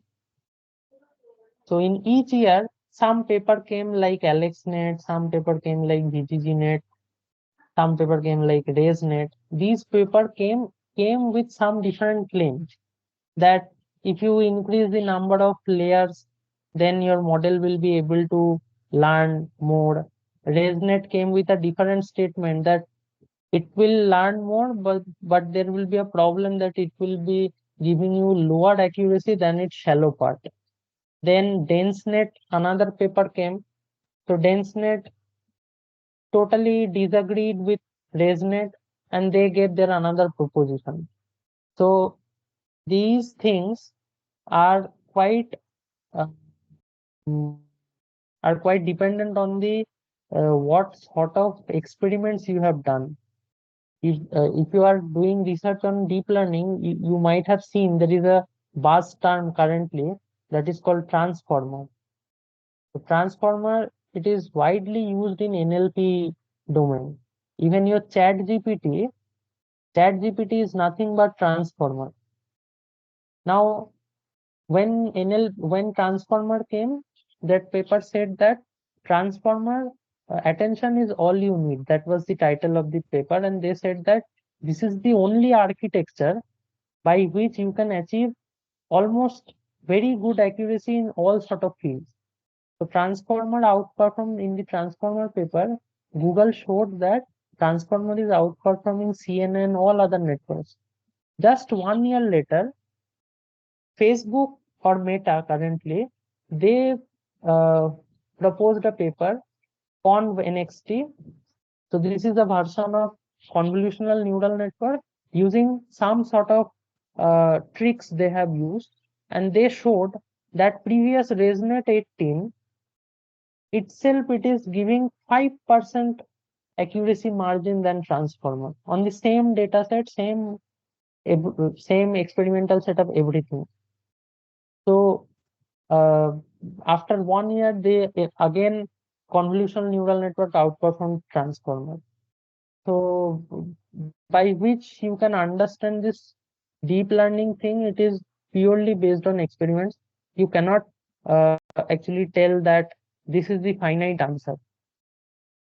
So in real practice, every paper you see, they will be using data augmentation, dropout, regularization, early stopping in a combinatorics. Nobody uses one of the techniques at once. They use different sort of combinations and then they write paper. So will there be any effect on accuracy if we do this dropout and Yeah. Yes. It might affect in your accuracy. These things basically ensures some sort of improvement into the model. Now, improvement into the model means what? The final accuracy or the final classification that you are doing, that has to be good enough. So that means, for example, in some cases, you'll see that just using different, yes, even one another thing is that activation function. Why in case of activation function, so much paper has came like softmax, ReLU, different versions of ReLU, ELU, SELU, GELU. So why these papers came? Their main proposition was that using ReLU they got 90% accuracy, using GELU they got 98% accuracy with some modifications. So this is how the theoretical papers in deep learning they come. They take the standard data set, they experiment on different networks, and then they show that they are getting higher result than the previous papers.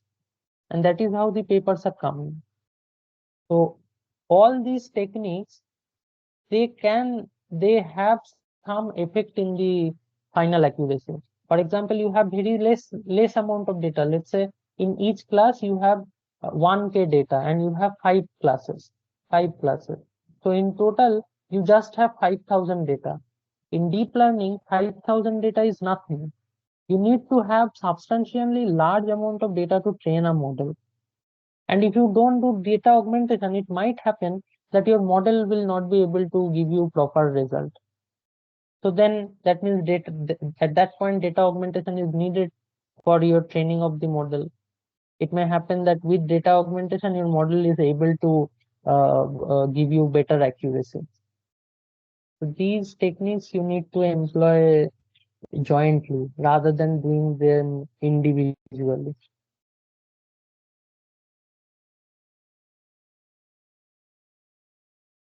And I request you all, if you get time,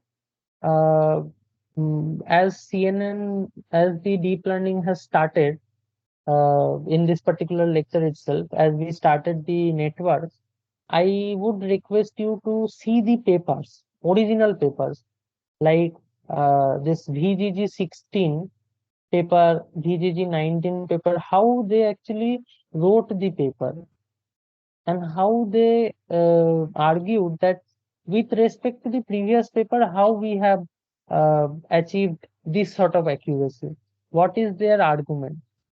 If you see 2-3 papers, you will see that this is purely based on experimentation. One thing is that VGG16 came, next year they increased 3 layers, VGG19, again they got second position. So there they have just changed the kernel size with some tricks. So this is the thing. If you see the paper, then you will see that what is actually happening in theoretical deep learning, or as far as networks are being concerned, how networks have been constructed.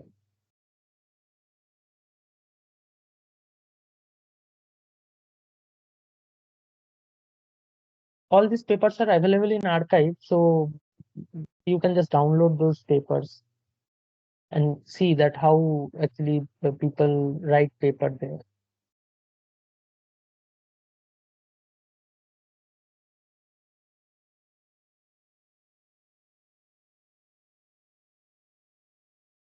Okay.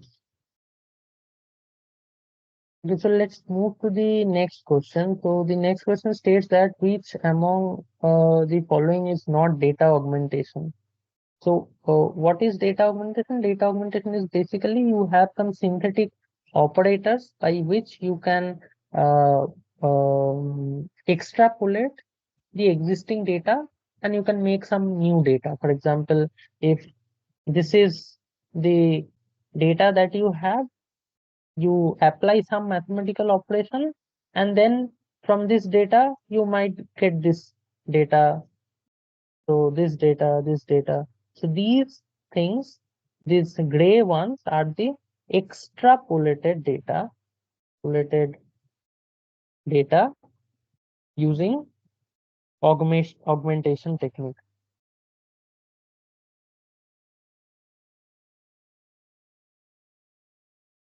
Okay, so please tell me what would be the correct answer for this particular question.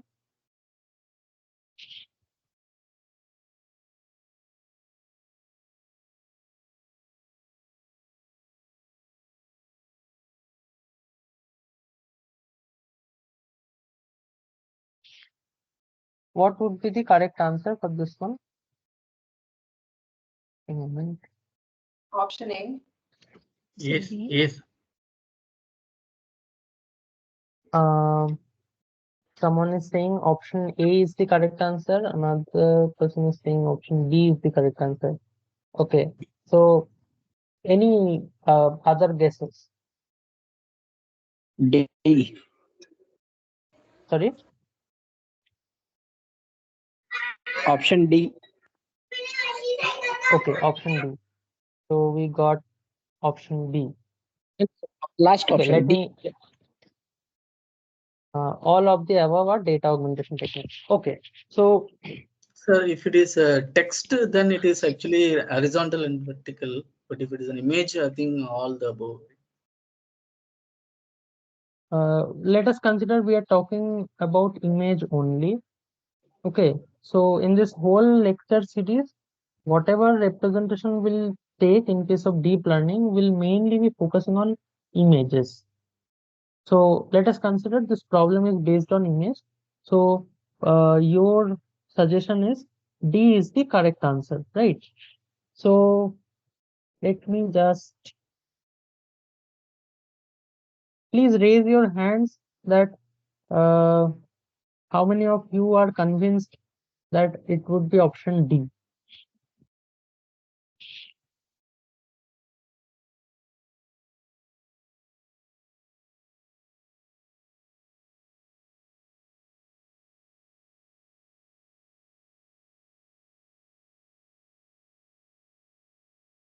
Mm. Okay, so 2 of you are convinced with option B. And how many are convinced with option A? Raise your hands.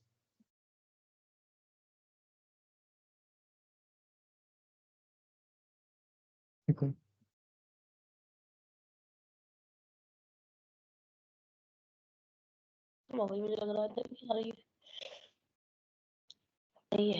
Okay, so 3 of you are convinced that it would be option A. And what about option B? How many of you are convinced that option B is the answer? Okay, 4 of you. 5. Okay.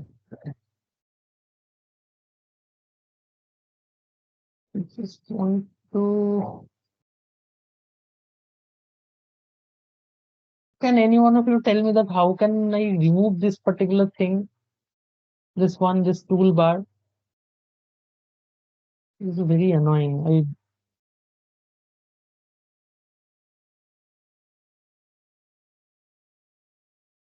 I'm not able to go back because I created another PowerPoint by which I could have shown you that what is basically meant by all these operations. Let me just unshare my screen and then again I will share it. 1 second.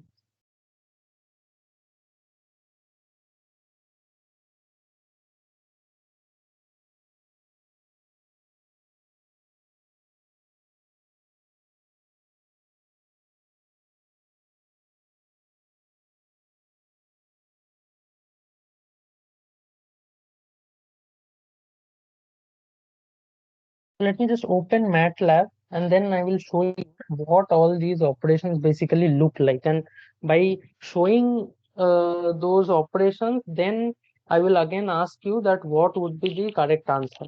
And then probably you will be able to show that which one of these options are correct. 1 second.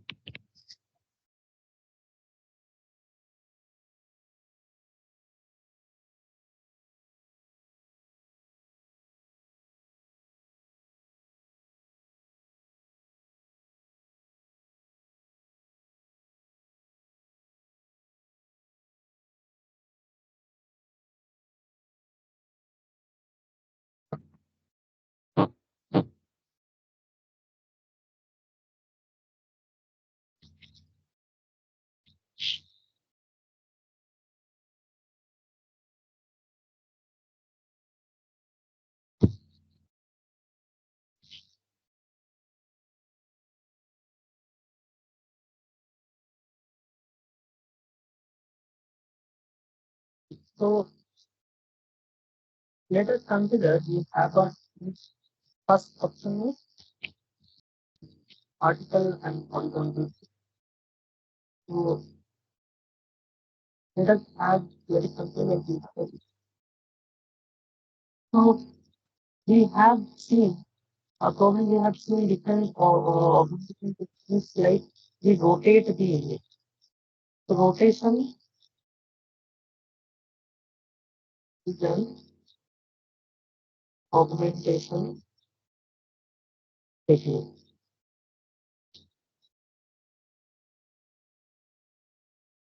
So how many of you are convinced that the rotation is an augmentation? Sir, your audio is not clear. So can you hear me? The audio is not. I don't know. It is only me or the other also audio. Yes, sir. Audio is not clear.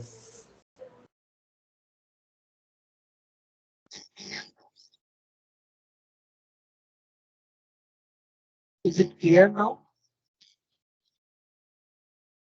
Yes, much better now. Okay. So my query is that how many of you are convinced that whether rotation is an augmentation technique or not for you? Whether rotation, whether it is an augmentation technique or for you.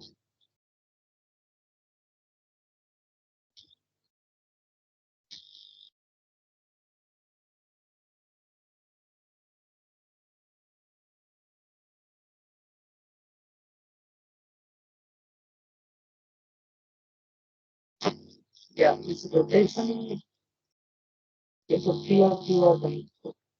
So rotation is augmentation technique. So I horizontal flip and vertical flip. Part of rotation is a vertical Your audio. flip. You are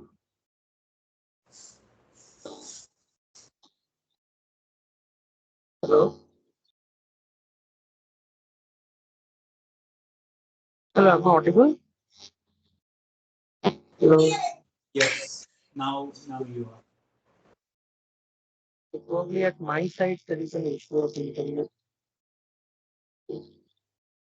So horizontal flip and vertical flip, these two flips are basically a part of rotation only. For example, if you take the axis over here, vertical axis, and if you just do a flip like this, then you will get a uh, vertical flip around this particular axis. And similarly, if you take the horizontal axis and then if you take a rotation like this, then you will get a horizontal flip.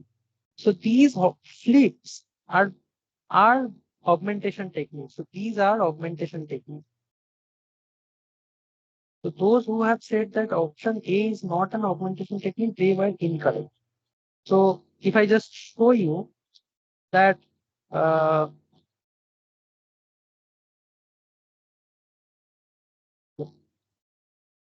let me just run this particular segment. So this is the original image. So it comprises several bell peppers, yellow one, red one, and green capsicum. So apart from this particular image is now horizontally flipped, right? And then we have given a vertical flip as well. So in vertical flip, you can see that the image is now just rotated in the vertical direction. And over here, the image is just rotated in the horizontal direction. Just a mirror flip over here. And over here, we just have done the flipping in the vertical direction. So just the upside down. So these, by generating these sort of images, you can feed them as the same class itself. So by flipping the image, you can see that image content is still same. That is, the label. If the label of the image is vegetable, then with the original image, the label is vegetable. Over here also, the content is same. So I can just label it as vegetable as well. This also as vegetable as well. So just the thing is that over here the image is upside down. So this is an augmentation technique. So there is no confusion that whether option A is not an augmentation technique or not. So option A is not the correct answer because horizontal flipping and vertical flipping, they are actually augmentation techniques. Then, so option A is uh, nullified. Then let us consider random color jittering. So let's say you have a colored image. So in case of colored image, you have RGB channels. Now, if you add noise red, noise green, and noise blue, that means for image, you are doing image plus noise. This is called the jittering process. So in case of color jittering, you will have three sets of noise because you have three channels, RGB channels in the image, and you have three sets of noise. You are adding this noise to each of these channels, and then you are creating another data out of the original data itself. So this is also augmentation technique, and let me show you that what color jittering basically means. So I'll just show this. Now you can see this is the original data. Can you see that here is some noise is present over here in this image? This is the original data. Can you see some salt and pepper type of noise is there?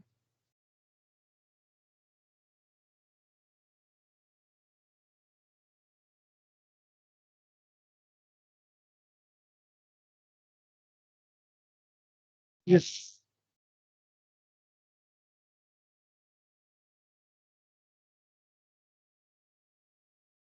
Yeah, I need response from you.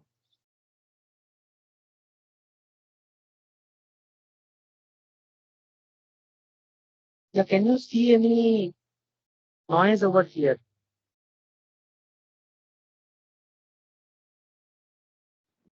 Yes, very much. Okay. So now you can see that initially you had this image. I just zoom it over here. So this part. So now you can see that initially the image was quite smooth, but now you have added noise in the colored image, and still the image is same only. Just the thing is that you have added some noise. That means from the original image, by doing some sort of transformation, you are creating a new sample or the extrapolated sample. So this is also a augmentation technique. So option C is also nullified. Then let us now scan option D. Random shuffle of all pixels. So random shuffle of all pixels means something like this. Shuffle of pixels. So let us consider you had an image like this. So over here, the image structure is quite regular. That means all the yellow things are accumulated here, green things are accumulated over here.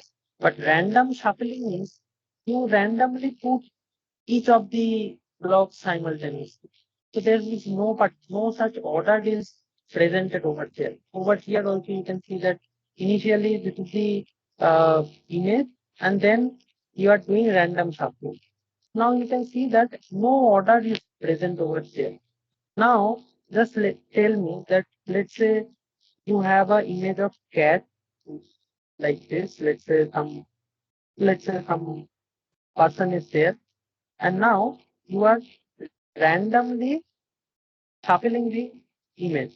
So let's say by using random shuffling, this eye is going over here, this eye is going over here, this mouth is coming over here, this hand is coming over here, another hand is coming over here, legs are here.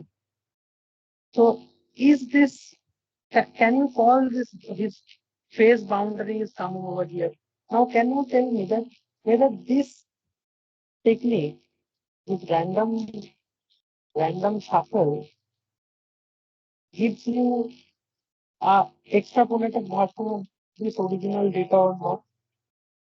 Is it a faithful representation after using random shuffling technique?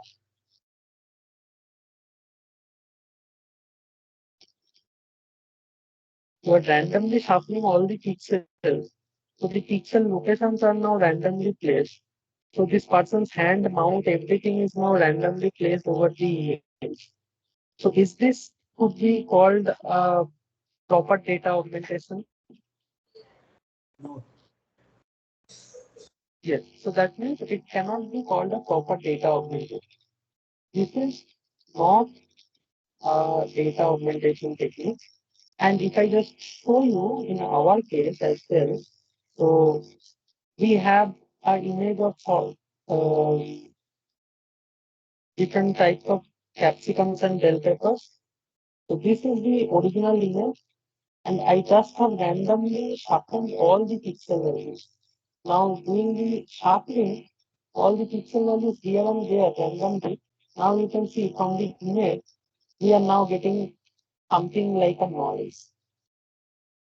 So we had a image, now we have only noise.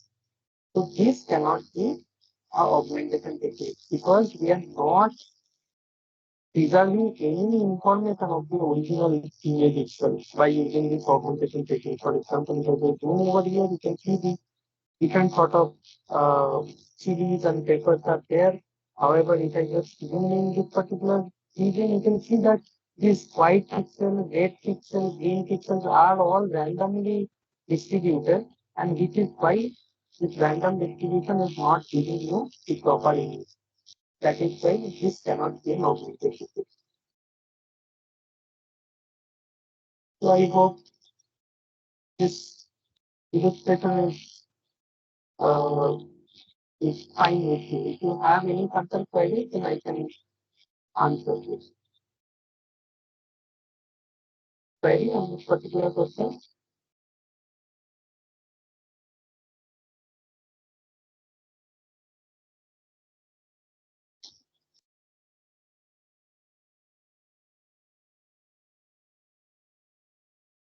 Then query.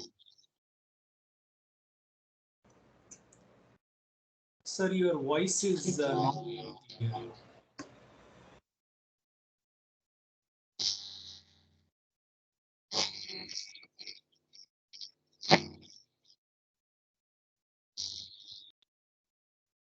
If a lecture is recorded,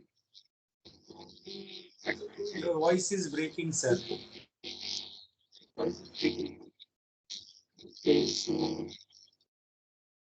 can you see the chat section? I just can see. Yes.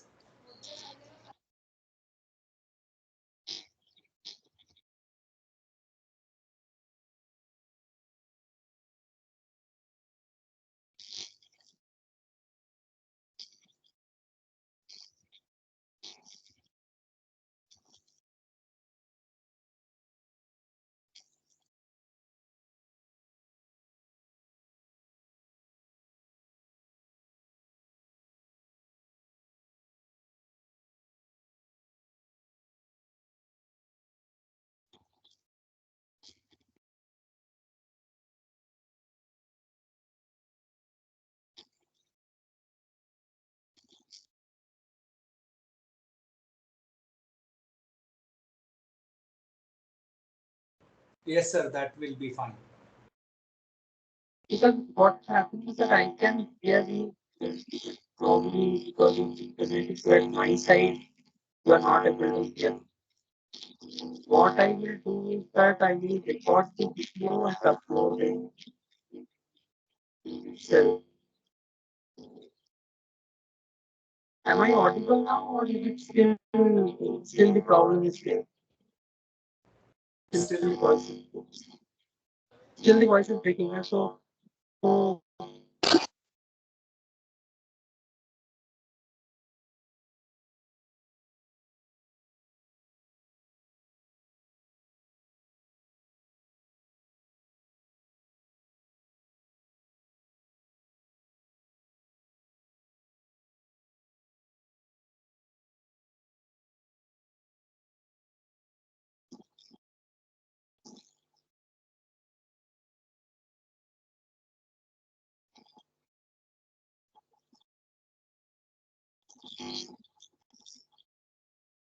Okay, sir. So, sir, when you record, can you also explain the first order and second order momentum in optimizers, if you could hear?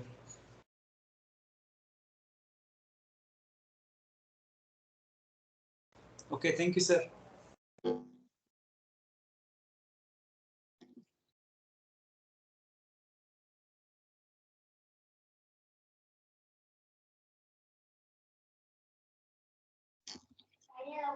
Thanks, sir. Thank you so much. Thank you, sir. Thank you, sir.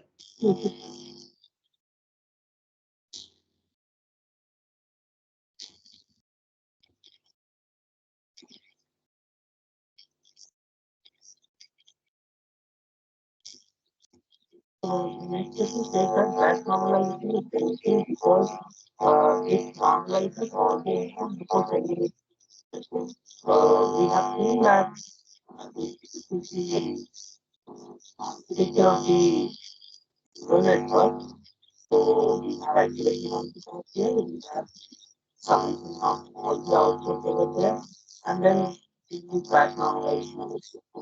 We actually normalize the output over here, and then we that what we can say that normalize all the whatever output we receive actually there. For sending it to the vector, we just normalize it that normalize. Then option A is the correct one. So let us see what option B says. It says that return pricing of the so it it does not return the normalized mean and standard deviation. It just returns the normalized feature output. It calculates mean and standard deviation, then it normalizes, and then it does the scaling and shifting, and that feature that is retained. It does not return the mean and standard deviation. So option D is incorrect. Option C says that it is a very efficient batch propagation technique, so this is not the relevant option. So option C is also incorrect. Okay. So the next question says that batch normalization layer access 128 instances of batch normalization. So how many parameters of batch norm get trained using batch propagation technique? So in case of batch normalization, we know that batch normalization is parameterized using gamma and beta. The gamma and the beta terms will be optimized using batch normalization by updating the weights using the gradient descent based batch propagation. Now this gamma and beta, for each and every vector, it will have a new value. So that means gamma 1, beta 1, gamma 2, beta 2. And likewise, we have 128 dimensional vectors. So that means for one vector, it will have gamma 1, beta 1. Second vector, it will be gamma 2, beta 2. So therefore, for one sort of data, it has two hyperparameters in case of that normalization. So as we have 128 dimensional data, we have 2 into 128 hyperparameters. That is 256. So therefore, 256 is the correct. So the next question states that what of the following is a regularization technique? So regularization is basically helps you to get more generalization property. So the more generalization property you get, you will drop out.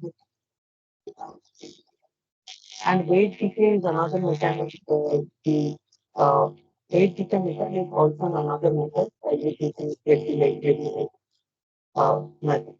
So over there, all of the above should be the answer. So the last question is that the gradient training should be training should be one. That is one comparison. And let's see in 4, 5, 6. And in case of tennis, you can see that universe 1 is something else, universe 2 is something else. They do not share the same representation what was there in case of tennis 1. So that means they have randomly, in tennis 2, they have randomly taken the data. Stochastic sampling is there. So the output activity corresponding to GPA, some squared across the tennis 1 for the period background layer to the correct statement. So we can see that let's say if a CNN layer is there, then for the background layer it is there, we can a CNN layer that is there. So in case of training schedule 1, so this is training schedule 1, 2 over there. So if you create this universe 1 and 2 over here, and we get the difference. Again, in case of training schedule 2, we create universe 1 and 2. As because we can see the images are different in the linear construction. So therefore, their output 1 and output 2, they will also be different. So therefore, the answer of activation output of corresponding this is false because they cannot be same because the image that we are feeding to the model, they are different. So how come their output will be same? Second option is activation output of corresponding will be different across training schedule 1 and 2. Okay, so that is fine. So obviously some actually corresponding to some. So it might look might be confused because we are keeping image 1 2. But the main thing is that while you feed training schedule 1, you are feeding this universe, you are calculating loss, then you are updating the date. Universe 2, you are feeding the images, calculating loss, updating the date. So therefore, whatever output you get after updating the date, and again in case of tendency going through the same thing is happening. Feed the data, calculate loss, update the date. In that too also you calculate the loss and update the rate. How come all this after all this rate updates you will get the same output? They will not be same even though you keep the same data. So therefore, option B is the correct answer. Okay. So option C is not the correct answer. Option C is the correct answer. So the corresponding image will have the output of corresponding different that was the in one.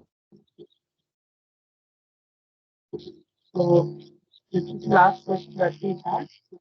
This of the vector over here is in the next state.